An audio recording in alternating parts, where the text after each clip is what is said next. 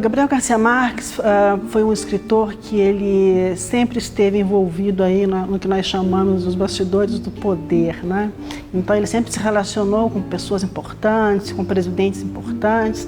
Fidel Castro não foi o único político conhecido, né, que teve a sua importância, com o qual ele se relacionou. E uma vez perguntaram para Fidel que se ele não fosse Fidel, quem que ele queria ser? Ele disse, Gabo. A partir daí ele se torna essa figura importante, não é? Então, às vezes, o Fidel, quando tinha um problema muito sério, consultava o Garcia Marques e foi por aí, por este caminho que ele chegou até os Estados Unidos, não é? Para tentar intermediar, para intermediar um debate muito importante nos anos 90 sobre a imigração, sobre o exílio cubano nos Estados Unidos, no momento em que se criava leis, não é? Muito importantes que tentavam regulamentar a imigração cubana no país. Meu primeiro contato com o autor foi, vamos chamá-lo, anedótico. Eu sou peruano, teria que viajar para a Colômbia para fazer estudos, morar durante 5 anos.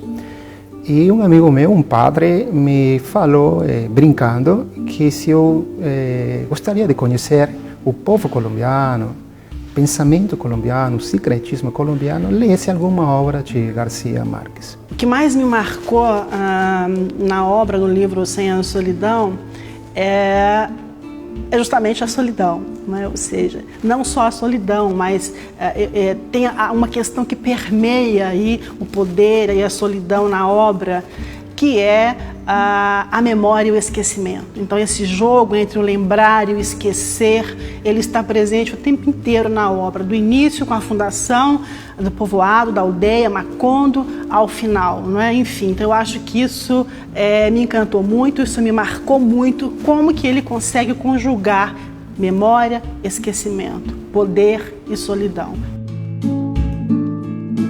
Um ponto, né, que ainda me ligou ainda mais ao Gabriel Garcia Marques foi descobrir, um pouco tempo depois que eu comecei a ser leitor dele, que ele tinha nascido no mesmo dia, na mesma data que eu nasci, 6 de março. Né?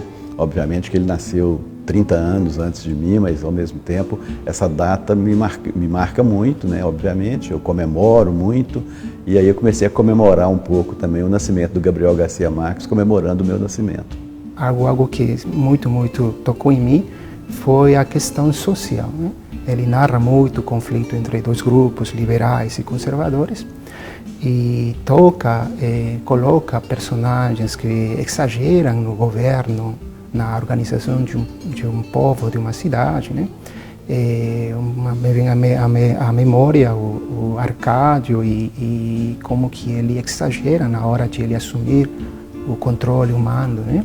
De uma forma tirana, né?